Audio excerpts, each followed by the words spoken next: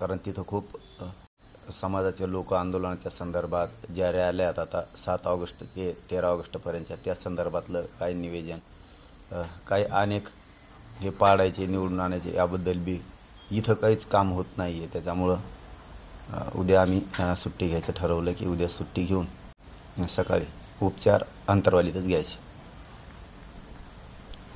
पाटील, काल शरद पवार या ठिकाणी संभाजीनगरला आले होते. काही मराठा संघटनांच्या लोकांनी त्यांची भेट घेतली जाऊन आणि शरद पवारांनी त्यांना सांगितलं की सरकार, ओबीसी आणि मराठा यांची समन्वय बैठक एक ठिकाणी लाईव्ह व्हावी, थेट प्रक्षेपण तयार करावं आणि त्या बैठकीत जे काही निघेल त्यांच्या पाठीशी मी राहील किंवा त्या निर्णयाच्या पाठीशी मी राहील असं शरद पवारांनी आश्वासन दिले. तो निर्णय मला मान्य राहील. आता हे काय नुसती घुमाघुमी मराठ्याला खऱ्या गोष्टी आहेत का त्या? काय आश्वासन मराठ्याला कशाला आश्वासन द्यायचं? मराठ्याला आरक्षण द्यायचं दोघांनी मिळून द्यायचं असलं तुम्हाला. जी एक जीव आहे तुमचा, विकास आघाडी किंवा महायुती, हे काय एकमेकात गैरसमज पसरवण्याचं काम आहे. हे ते कोणी असो, मी महायुतीबद्दल सांगतो आणि महाविकास आघाडीबद्दल सांगतो. हे नुसती घुमाघुमी आहे. द्यायचं आहे ना, काय लागत नाही हो. द्यायचं असल्यावर काही लागत नाही. आत्ता दिलं, सर्वे समिती नसताना केंद्रीय मागासवर्ग आयोगाकडे काही बऱ्याचशा शिफारशी गेल्यात. मनात असल्यावर काही करता येतं. मराठ्यांना द्यायचं आहे का नाही हे ठरवायचं. उगाच काहीतरी सांगायचं आणि दिशाभूल करायची हे बरोबर नाही. त्यासाठी लाईव्ह चर्चेबद्दल तुमचं काय मत आहे? लाईव्ह नाही, त्यांनी पार डोंगरावर दगडावर बसव एका जाऊन आणि सुरू करावं मोठ्या मोठ्या आरडून. पण आम्हाला आरक्षण पाहिजे. आमचा मुद्दा हे आहे. काय ही कोलाकुली हो दादा, इतकं येड्यात नाही काढायचं. 40-42 वर्ष झालो. याने त्याला म्हणायचं लाईव्ह करा, त्याने म्हणायचं याला लाईव्ह करा आणि यांच्या भेटी होत्यात कुठे बी आणि आरक्षणासाठीच यांचं भेटी होत नाहीत. भाई लाईव्ह करा, कसं करा, आम्हाला काहीच प्रॉब्लेम नाही. तुम्ही 4 भिंतीच्या आत बसा, तुम्ही लाईव्ह करा किंवा तुम्हाला जे काय करायचं ते करा म्हणतो आम्ही. आम्हाला पाहिजे आरक्षण. पण आता काय होतं दादा, ते काय म्हणले आले नाही, हे काय म्हणते येतो, म्हणजे काय? त्यांनी म्हणायचं ते येत नाहीत, यांनी म्हणायचं आम्ही लाईव्ह करतो येतो. हे काय आता हे खूप अवघड आहे. ते आम्हालाच गोरगरिबाला बघावं लागणार. हे काय करायचं? शरद पवार वेळात करतात की कोण वेळात? सगळे 70-75 वर्षापासूनले सगळे असं ना. लोकांच्या मनात लय खतखते दादा, लय खतखते अति. हे समजून घ्या ना. समाजात लय खतखते. मराठाच नाही म्हणत मी, सगळ्याच जाती धर्माच्या लोकात लय खतखते. दिसतं वेगळंच आणि रूप वेगळंच. आतून प्रत्येकात खतखते. धनगर बांधवात खतखते आरक्षणाच्या बाबतीत, मायक्रो ओबीसीमध्ये म्हणजे छोट्या छोट्या जातीत हे, मुस्लिमात हे, सामान्य दलित बांधवात हे लय भयान खतखते. यांना नाही कळायचं. जाऊ द्या, आम्हाला काय घेणं नाही. त्यांना कळू नाही तर नाही कळू. फक्त आमचं मात्र एवढंच रूल आहे की तुम्ही मराठ्यांना लागणारं आरक्षण किंवा बाकीच्या समाजाला लागणारं आरक्षण देणं गरजेचं होतं. आता लोकांना सहज कळतंय, सहज म्हणतोय मी, सहज कळतंय आपल्याला कोण उल्लू बनायला लागलं. सहज कळतं लोकांना विरोधक आणि सत्ताधारी कसे उल्लू बनित जनतेला. हे सहज कळतं माणसाला, सहज. पहिल्यांदा होतं बाबा थोडंसं अशिक्षितपणा होता आणि आमचे आजोबा पंजोबा होते. आता 5-5 वर्षाचे लेकरं हुशार झाले. लगेच कळतंय कोण कोणच्या या बॉर्डर कसा थोका आणते. पाटील, शरद पवार हे म्हणजे धनगर आरक्षणाच्या विरोधी म्हणजे सपोर्ट भूमिका घेतात, पण मराठा आरक्षणाच्या सपोर्ट का भूमिका घेत नाही, काय वाटतं? मी आत्ताच सांगितलं, हे कोणाचेच नाहीत. गोरगरिबाला न्याय द्यायचा असला तर एकत्र येणे एवढी संधी आहे आणि आपण आपल्या जातीला न्याय मिळवून घेणे.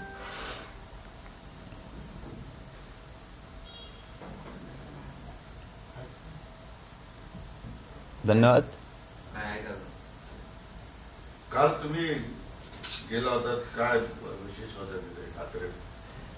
त्या गावची यात्रा असते आमच्या आणि गावातून प्रत्येकजण बाहेर गेलेला कुठंही असो, नोकरीला, व्यवसायाला, तर त्या दिवशी दर्शनाला येतो.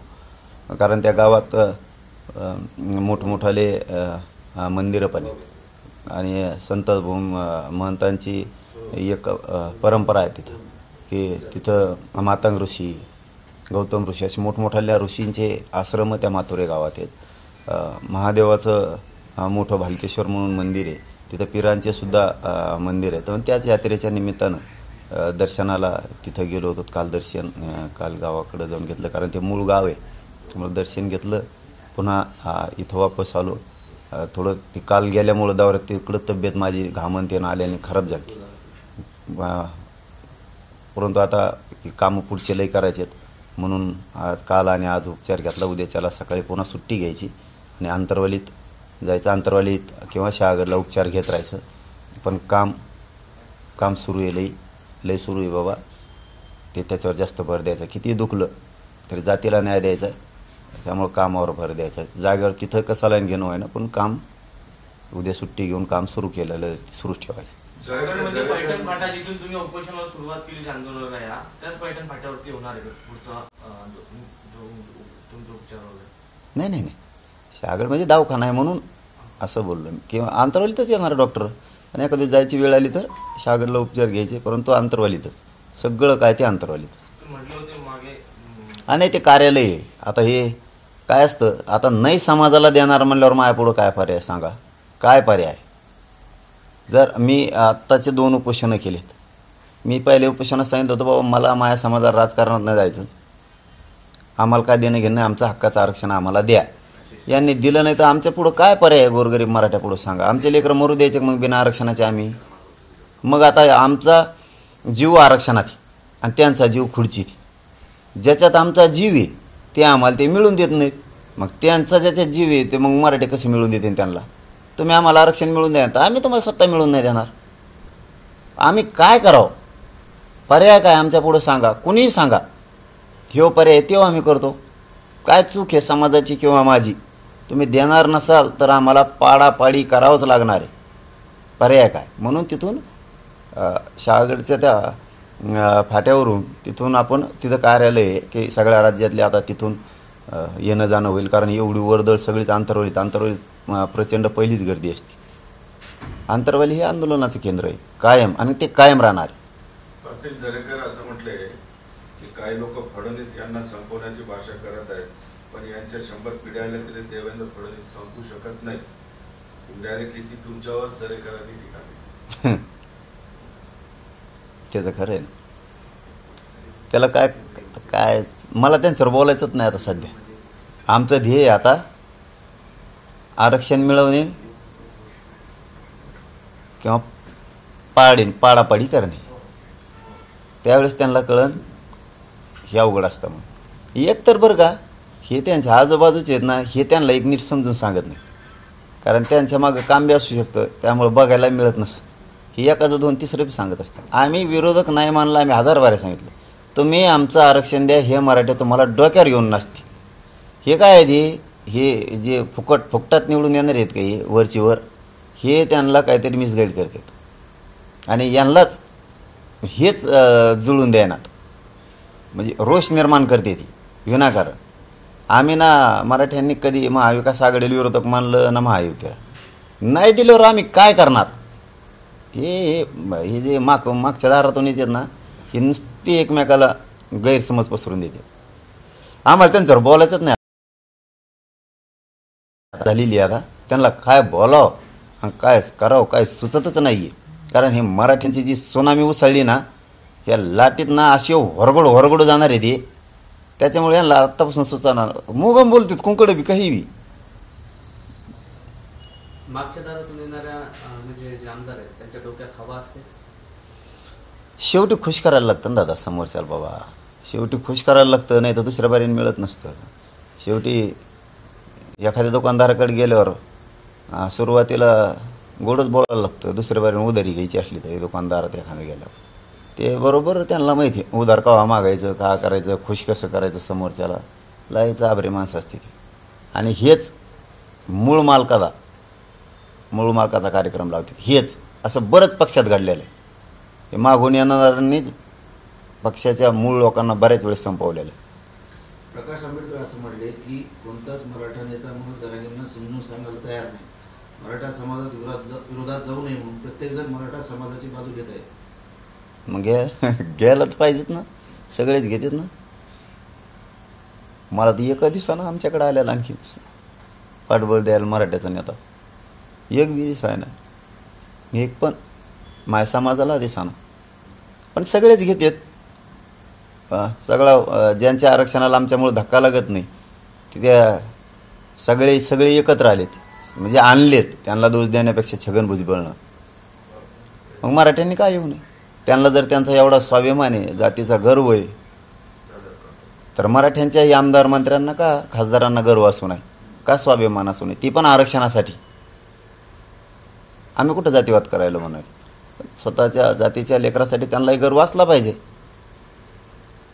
काल एक मराठा संघटनांनी शरद पवारांना ओबीसीतून आरक्षण ची भूमिका स्पष्ट करायला सांगितलं होतं, त्यांची वेळ घेतली. आज आणखीन एक संघटना जाऊन शरद पवारांकडे तीच आता मागणी करते. ते बाकीचे जे माहीत नाही त्याच्याबद्दल काय बोला. त्याला तुमचा पाठिंबा आहे की काय आहे, या ज्या संघटना जात आहेत? आता इथं सगळं ओपन आहे ना, पाठिंबा आणि समर्थन असणं नसण्याचं काही गरजच नाही ना. काय कोणाला पाहिजे, समाजाला किंवा कोणत्या नेत्याला काही विचारायचं असेल तर लाईव्ह आहे मीडिया पुढं रोज. कोणत्या नेत्याला माहिती पाहिजे असतं तर मीडियाच्या बांधवांकडून आयत्त नुसतं ओपन कर म्हणा, तुला पहिल्या दिवसापासून आंदोलनापासून आजपोत सगळं दिसेल. काय विचारायची गरज आहे, कोणाचं काय झालं कोणाचं काय नाही झालं.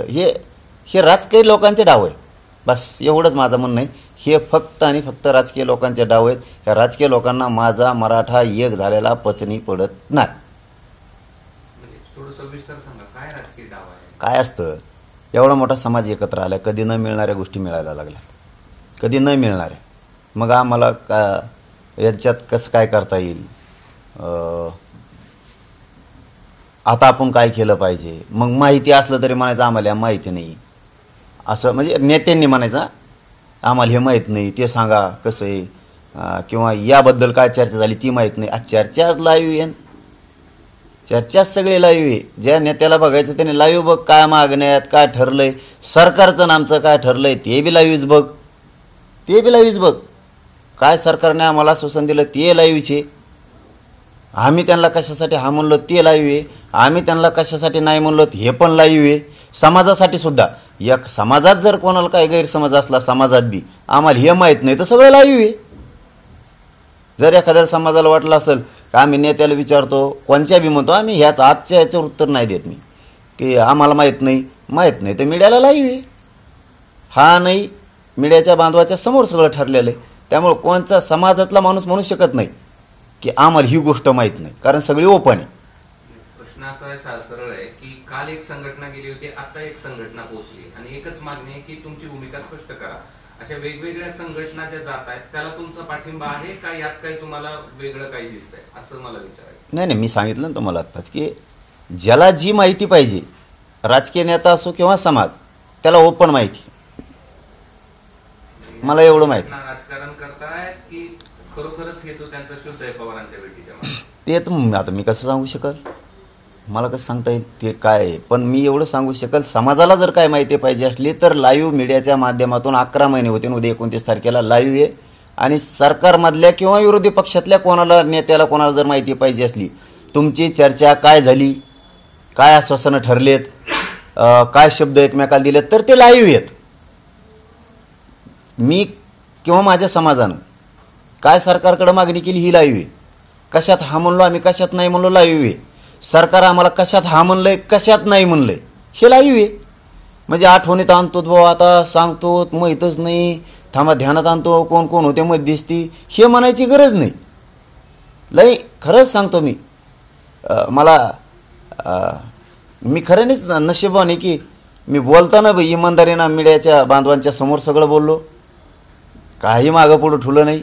म्हणून आज क्लिअर चित्र आहे, स्पष्ट. एखादा जर माणूस म्हणला, समजा समाजाचा म्हणला किंवा नेता म्हणला आम्हाला काय माहीतच नाही, बघ टी व्हीवर जाऊन लाईव्ह काढून, म्हणजे वळवळ करायला जागाच नाही आहे, वळवळ करायला जागाच नाही. कारण शरद पवार जेव्हा मराठा संघटना भेटल्या त्यांनी पुन्हा एक चेंडू जो मुख्यमंत्र्यांकडे व्हावा किंवा त्यांनी जो निर्णय घेतील तो मला मान्य आहे, पण स्वतःची भूमिका स्पष्ट त्यांनी केलेली नाही. तुम्हाला वाटतं की त्यांनी भूमिका स्पष्ट करावी, किमान जो समाजाकडून येतात तेव्हा तुम्ही ज्या 2 संघटना केल्या म्हणजे काल आणि आज या मागणी करताय की तुमची भूमिका, त्यामुळे तुम्हाला वाटतं की त्यांनी भूमिका स्पष्ट करावी? मी सांगितलं का नाही, ते चाल बरोबर तिथंच. हे लोक फक्त गैरसमज पसरवणार.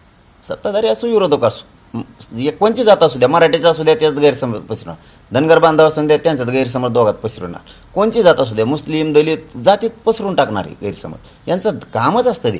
आणि त्यातच यशस्वी होते व्हायत का असं बघत असते ते. आपल्याला नाही ना मॅनेज होत, कोणी नाही ना फुटत बघा रे असं होतं आहे का. पण ज्याला कोणाला माहिती पाहिजे त्याला लाईव्ह चर्चा आहे ना रोज.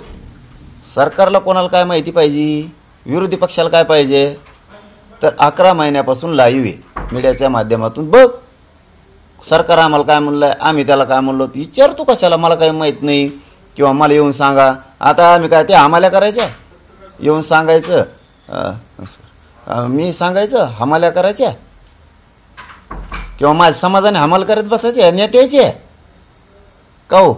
माझ्या समाजानं आता काय नेत्याच्या हमाल्या करायच्या, एखादा कसा नेता येईन म्हणून मला काहीच माहीत नाही राव सांगा. म्हणजे माझ्या समाजाने का तुमच्या हमाल्या करायच्या. हां, माझ्या समाजाला काय स्वाभिमान नाही. माझा एक एक माणूस गरिबापासून श्रीमंत माझ्यासाठी मोलाचा.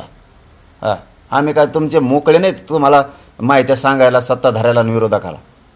कारण तुम्हाला बघायचं तर लाईव्ह बघा सरकारचं आमचं काय ठरलं आहे किंवा काय नाही ठरलं, आम्ही कशात हा म्हणलो नाही म्हणून, हे गैरसमज पसरायचं काम आहे. आणि जर कोणाला काही शंका असली सरकारला किंवा विरोधी पक्षाला, लाईव्ह येऊन बघ. समाजात कोणाला असेल तर आपण लाईव्ह चर्चा केलेली, बंद दाराच्या आड काहीच नाही, सगळं उघडं आहे, ओपन. त्यामुळे शंका कुशंका नाही आहे आणि म्हणून समाजाचा विश्वास आहे. समाजाला वाटतं सगळं ओपन बोललेले आहेत ना, सगळं व्यासपीठावर चर्चा झालेली ना, मग आता बाकीचं काय विचारायचं.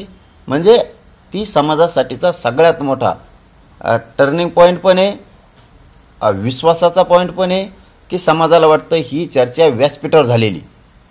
त्यामुळे आपण आता काय काय कोणाला माहिती द्यायची आणि द्यायची असेल तर त्याला काय तिथून घेता येणार का. ते नाटक समजू आपण त्यांचं, विरोधीचं आणि सत्ताधाऱ्यांचं हे नाटक हे मराठ्यांसाठी आणि मराठ्यात गैरसमज पसरण्यासाठी ह्या दोघांचं चाललेलं हे नाटक आहे. 100% ठरवून षडयंत्र आहे. काल शरद पवारांना जेव्हा कार्यकर्ते भेटले तेव्हा शरद पवार असे म्हणाले की तुम्हाला काय सरकारनं सांगितले, वचन दिले किंवा त्यांना काय सांगितले हे सरकारनं स्पष्ट करावं. आणि मग त्याला मी काय करू, आता मी काय सांगू सरकारनं काय करावं काय नाही. इथं फक्त मराठ्यांबद्दलचा विषय, कोणत्या नेत्याला पुन्हा पुन्हा तिथंच येतो आहे आपण, कोणत्या नेत्याला काय माहिती पाहिजे विरोधातल्या आणि सत्ताधाऱ्यातल्या, तर त्यांनी 11 महिन्यापासून लाईव्ह मीडियाच्या माध्यमातून चर्चा झालेली आहे, व्यासपीठावर ती बघावी आणि त्यातून बघावं. समाजात कोणाला जर वाटत असलं ही गोष्ट माहीत नाही तर ती पण लाईव्ह आहे. त्यामुळे गैरसमज असायचं काही कारण नाही. हां, कोणाला जर वाटत असलं ही याच्यात दुरुस्ती करू, येऊन सांगा, दुरुस्ती करू समाजात.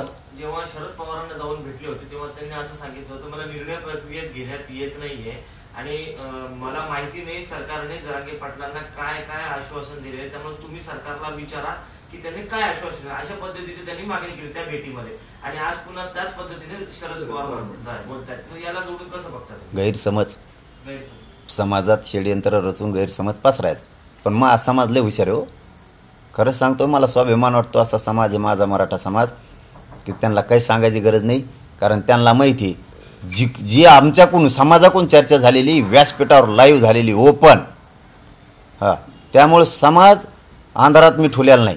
समाजाला माहिती आहे ना अंधारात ठेवून काही हे केलेलं नाही. काय निर्णय घेतलेत जरी ते प्रत्यक्ष समोर नसतील, बरं का, ते प्रत्यक्ष समोर नसतील तरी मीडियाच्या बांधवाच्या माध्यमातून घराघरातल्या मराठ्यांनी ऐकलेलं आहे की काय चर्चा झालेली आणि काय नाही झालेली. त्यामुळं सत्ताधाऱ्यांनी आणि विरोधकांनी किती गैरसमज पसरला तरी मराठ्यात गैरसमज जाऊ शकत नाही. कारण सगळ्या चर्चा ओपन झालेल्या आहेत. हे सरकारचं नाटक, हे षडयंत्र आहे गैरसमज पसरायचं. शरद पवारांच्या अशा वेगवेगळ्या संघटनांच्या भेटी हे गैरसमज पसरवण्यासाठी आहेत असं तुम्हाला म्हणायचं. सत्ताधारी आणि विरोधक पसरवत आहेत, संघटना नाही म्हणलोय, हे पसरवत आहेत मुद्दामून दोघं जण, दोन्ही सत्ताधारी पण आणि विरोधक पण. माहिती सगळ्या दुनियाला. आता मला सांगा कोणत्या मराठ्यांना माहीत नाही, आमच्या सगळ्यांना माहिती की काय चर्चा झाली ती ओपन झाली. आणि सत्ताधारी आणि विरोधक करत नाहीत हे बी मराठ्याला माहिती. म्हणजे दोन्ही बाजू मराठ्यांना माहिती की सत्ताधारी आणि विरोधक हे आरक्षण मराठ्यांना देत नाहीत.